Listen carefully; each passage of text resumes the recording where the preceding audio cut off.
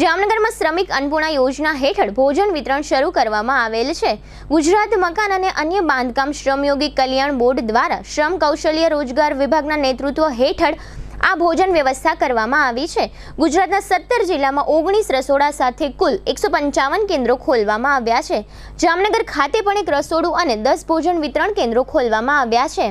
આજે શનિવારે વહેલી સવારે 4:30 કલાકે જીટીપીએલ જામનગર ન્યૂઝના મેનેજિંગ એડિટર જયેશભાઈ રૂપારેલિયાએ ભોજન તૈયાર થતા એમપી શાહ ઉદ્યોગનગર ખાતે આવેલ રસોડાની મુલાકાત લઈ નિરીક્ષણ કર્યું હતું।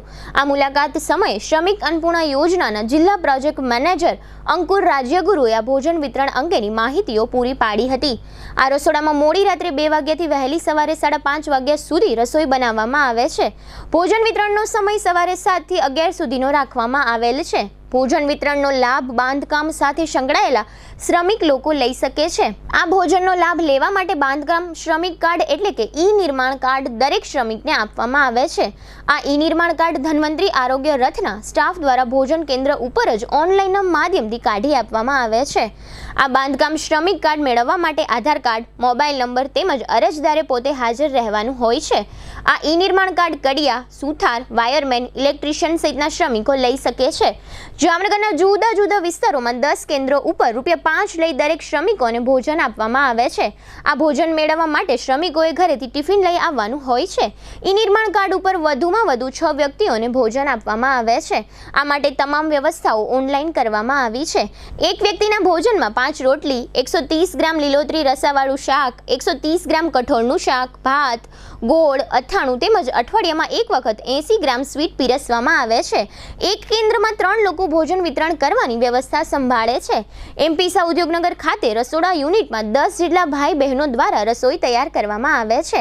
આ રસોઈ બનાવવા માટે આધુનિક મશીનરીનો ઉપયોગ કરવામાં આવે છે। 1 કલાકમાં 1600 રોટલીઓ તૈયાર થઈ જાય તેવું મશીન ગોઠવવામાં આવ્યું છે।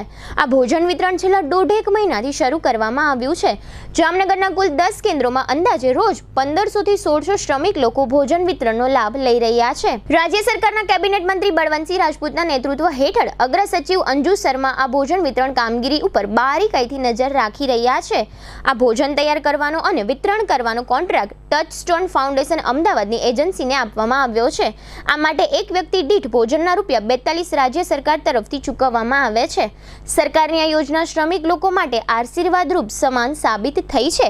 જીટીપીએલ જામનગર ન્યૂઝ સાથે અંકુરભાઈ રાજ્યગુરુએ કરેલ વાતચીતના મુખ્ય અંશો અત્રે પ્રસ્તુત છે। જીટીપીએલ જામનગર ન્યૂઝમાં તમામ દર્શકનું સ્વાગત છે। આજે અમે લોકો એમપી શાહ ઉદ્યોગનગર ખાતે આવ્યા છે। ખાસ કરીને શ્રમિક અન્નપૂર્ણા યોજના એક જામનગર ખાતે ચાલે છે છેલ્લા 1 મહિનાથી, અને ત્યાં ભોજનની વિતરણ થાય છે। અને ખાસ કરીને જામનગરની અંદર જે શ્રમ લોકો હોય છે, એટલે કે જે લોકો વધારે પડતા આર્થિક રીતે પણ નબળા હોય અને ખાસ કરીને લેબર કામ કરતા હોય, બાંધકામ ક્ષેત્ર સાથે સંકળાયેલા હોય, એને જે લોકો લેબ કામ કરતા હોય એવા લોકોને પ્રોત્સાહિત કરવાના ભાગરૂપે રાજ્ય સરકાર દ્વારા એક શ્રમિક અન્નપૂર્ણા યોજના શરૂ કરવામાં આવી છે।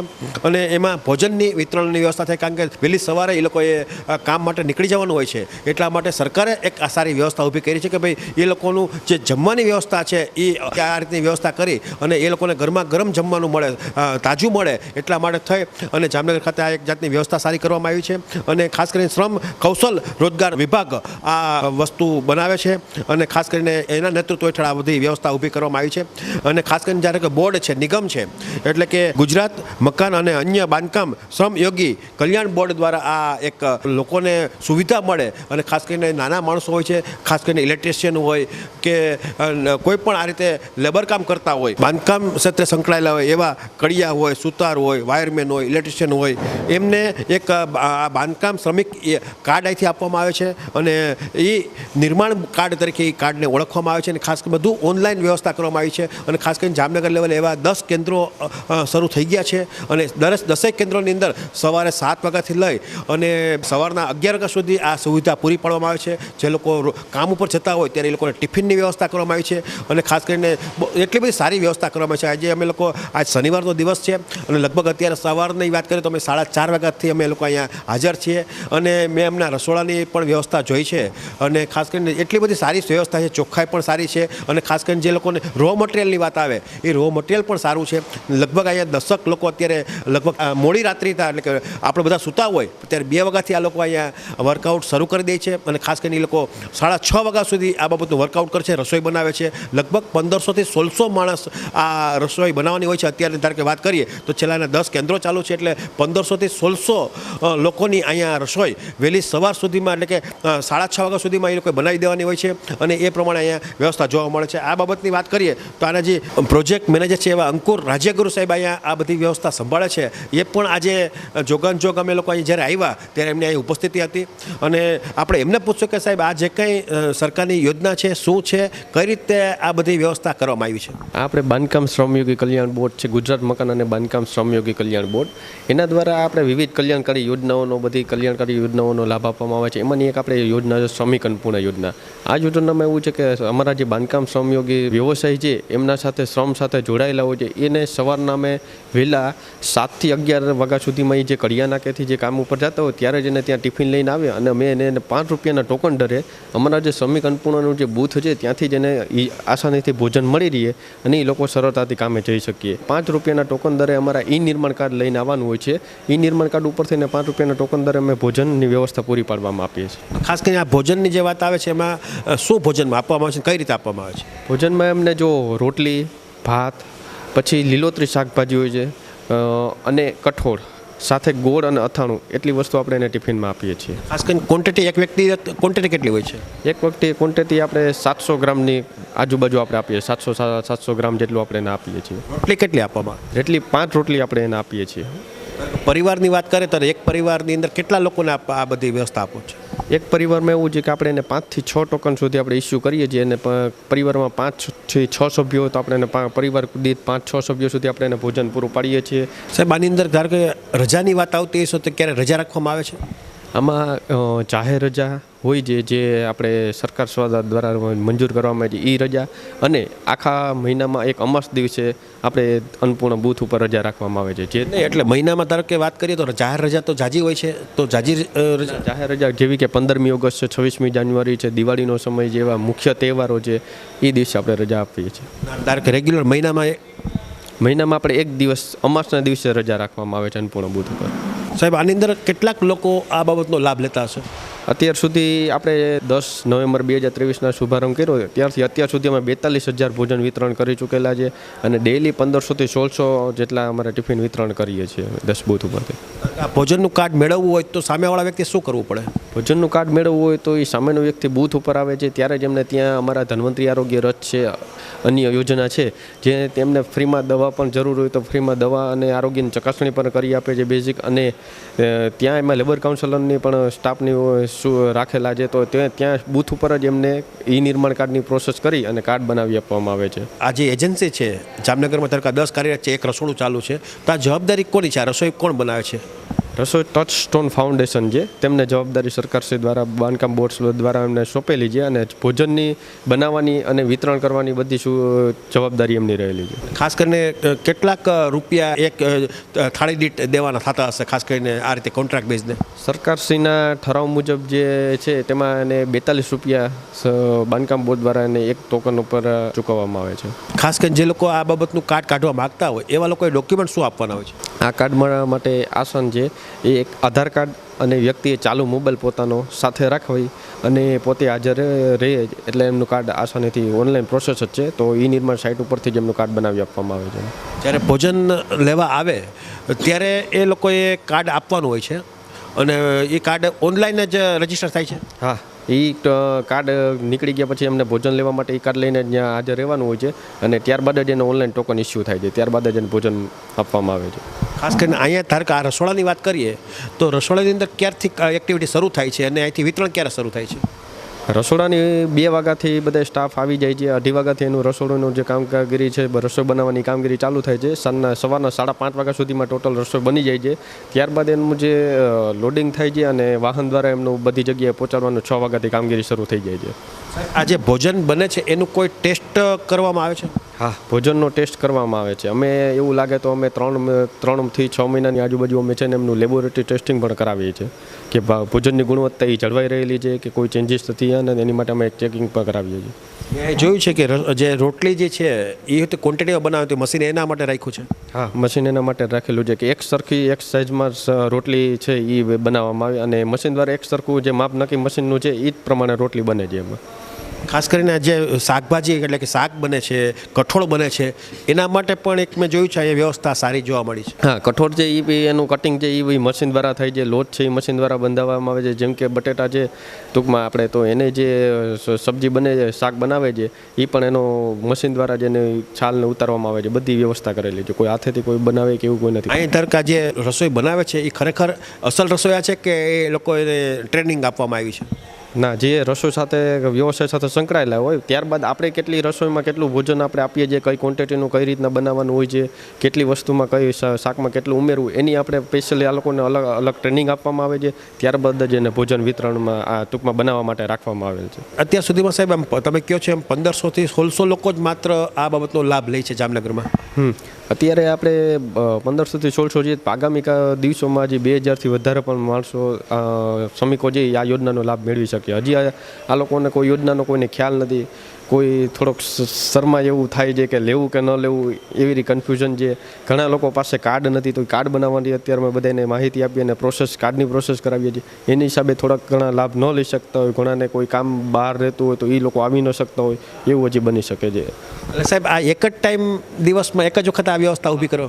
આ સવારના 7 થી 11 એક જ ટાઈમ જ્યારે બાંધકામ શ્રમિક કામે જાય છે કડિયા નાખે ત્યારથી જ આપણે એને ભોજન ટિફિનમાં ભરી આપીએ અને સવારના 7 થી 11ના ભોજન આપણે વિતરણ કરીએ છીએ ભોજન એક ટાઈમ.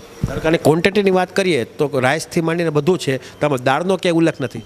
દાળમાં સાહેબ આપણે સાથે એક રસાવાળું શાક અને પ્રોટીનયુક્ત આપણે જે ટૂંકમાં કઠોળમાં મળે છે તો આપણે કઠોળ સાથે રાખેલું છે અને રોટલી ને ભાત રાખેલા છે. એટલે તમે જોયું કે આ અંકુરભાઈ રાજ્યગુરુ હતા, ટોટલી આ બધા બાબતના પ્રોજેક્ટ મેનેજર છે અને એમની પણ એક પોતાનો અંદરથી ઊંડો ભાવ સાથે જોડાયેલી આ વ્યવસ્થા એ કરે છે. અને લગભગ લોકો અહીંયા જે કાંઈક વર્કઆઉટ કરે છે એ પણ ખરેખર દિલથી વર્ક કરે છે. અને એક વ્યક્તિને 5 રોટલી આપવામાં આવે છે અને 130 ગ્રામ જે વેજીટેબલ સબ્જી હોય એ આપવાની છે. આજે જોયું છે મેં અહીંયા દૂધી બટેટાનું શાક રાખવામાં આવ્યું છે અને કઠોળની અંદર વાત આવે તો એ પણ 130 ગ્રામ કઠોળ આપવામાં આવે છે. એમાં પણ આજે મગ રાખવામાં આવ્યો છે અને 85 ગ્રામ જે છે રાઈસ એટલે કે ભાત રાખવામાં આવ્યા છે. એટલે આ બધું એક વ્યક્તિને દેવાનું થાય છે, પણ ગરમા ગરમ હોય છે અને પણ ચોખ્ખાઈની દ્રષ્ટિએ પણ પરફેક્ટ છે. મેં એમનો જે ટેસ્ટ છે એ ટેસ્ટ પણ સારો છે, કારણ કે આજે વઘાર જે છે એ વઘાર પણ સારો છે. અને લગભગ અઠવાડિયામાં એકાદ વખત સ્વીટ પણ આપવામાં આવે છે, એ પણ 80 ગ્રામથી આસપાસ સ્વીટ અહીંયા આપવામાં આવે છે. અને ટોટલી વાત કરીએ તો જામનગર માટે આ જે કાંઈ યોજના શરૂ કરવામાં આવી છે રાજ્ય સરકાર દ્વારા એ ખરેખર આવકારદાયક છે અને લોકો પણ આ બાબતના પ્રભાવિત થયા છે. જે તે સમયે ભાઈએ કીધું એમ, સાહેબે જે પ્રમાણે કીધું કે પહેલાં લોકો શરમાતા હતા, પણ હવે વાત કરીએ તો પહેલાં એક મધ્યાહન ભોજનની માનસિકતા લોકોમાં હતી કે ભાઈ નબળું હશે, કેવી રીતે જવું, અને પણ એનું અહીંયા પૂર્ણવિરામ મુકાઈ ગયું છે. એટલે કે એ બાબતની જે ભૂતકાળ હતો એ ભૂતકાળ જેવી કોઈ પરિસ્થિતિ અહીં જોવા નથી મળતી અને સારી પરિસ્થિતિ છે. એટલે ભોજન પણ સારું છે અને લોકો એનો પૂરેપૂરો લાભ પણ ઉઠાવે છે. કારણ કે આજે શ્રમની વાત કરીએ તો જે લોકો આ બાબતના કારીગરો છે, ઘરની અંદર પણ નાની મોટી એક ઘર નાનકડું હોય, વહેલી સવારે રસોઈ બનાવવી એ થોડુંક અઘરું થઈ જતું હોય, પણ આ રીતે એક રાજ્ય સરકારે જે પ્રમાણે લોકોને જે પ્રમાણે સપોર્ટ આપવાનો પ્રયત્ન કર્યો છે ખરેખર આવકારદાયક છે. જીટીપીએલ જામનગર ન્યૂઝ દ્વારા ભોજન વિતરણ કેન્દ્રોની મુલાકાત પણ વહેલી સવારે લેવામાં આવી હતી. આ મુલાકાતમાં ભોજન વિતરણ કરતા કર્મચારીઓનો તથા ભોજન વિતરણનો લાભ લેતા શ્રમિકોનો અભિપ્રાય લેવામાં આવ્યો હતો. આ અભિપ્રાયમાં તમામ લોકોએ ભોજનની અને વ્યવસ્થાની પ્રશંસા કરી હતી, જેના મુખ્ય અંશો અત્રે પ્રસ્તુત છે. ગુલામનગરમાં રહું છું. સરકારે આ યોજના કરી છે, બહુ સરસ કરી છે અમારા માટે. હું કડિયાકામ બાંધકામ કરું છું. અહીંયા ટિફિન લેવા આવ્યો છું અને અહીંયા જમવાનું બહુ સરસ અને સારું મળે છે. ઘર જેવું જ જમવાનું મળે છે. 5 રૂપિયામાં સવારે 7 વાગ્યામાં આવી જાય છે બધાય. જમવામાં દાળ ભાત શાક અને એક કઠોળ આપે છે અને એ બહુ સરસ આપે છે. સાથે અઠવાડિયામાં 1-2 વાર અમને શીરો પણ આપે છે. સ્ટાફના માણસો બહુ સરસ વર્તન કરે છે, સારું કરે છે. બધાને લાઈનસર જ બધાને આપવામાં આવે છે. કોઈ ગળદાગળદી નથી ને કોઈ એકદમ સરસ છે. કડિયાળમાં રહું છું ને 5 રૂપિયામાં ખાવાનું લેવા આવું છું. કામે જવાનું હોય એટલે જમવામાં સારું છે. દાળ ભાત શાક રોટલી છે, એટલે ભાત છે, ચોરીનું શાક છે. અહીંયા શ્રમિકોને ઘણો લાભ મળે છે. અમારું ઓપનિંગ ધનતેરસના દિવસે હતું.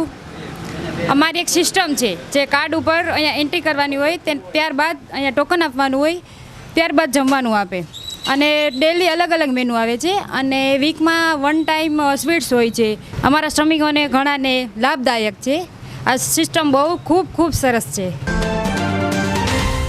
મારા રોજના ટિફિન છે 140 વિતરણ કરું છું અને આધાર કાર્ડ ઉપર આટલા દિવસ આપ્યું. હવે મારી પાસે સ્માર્ટ કાર્ડ છે, 50 જેવા સ્માર્ટ કાર્ડ છે, ઈ નિર્મળ કાર્ડ. અને જેની પાસે નથી હોતા એના માટે અઠવાડિયામાં 2 દિવસ ગાડી આવે છે અને જમવાનું સારું આવે છે. અને 5-6 જાતનું જમવાનું આવે છે. અઠવાડિયામાં એક વખત સ્વીટ આવે છે, દાળ આવે, કઠોળ આવે છે, 2 શાક આવે છે, ભાત આવે છે, રોટલી આવે છે, ગોળ આવે છે અને આચાર આવે છે. ઓફિસનો ને અમારે આ અઠવાડિયામાં 2 વખત ધન્વંતરીની ગાડી આવે છે, એમાં જ અમે આ કાઢી આપી છીએ બધાને.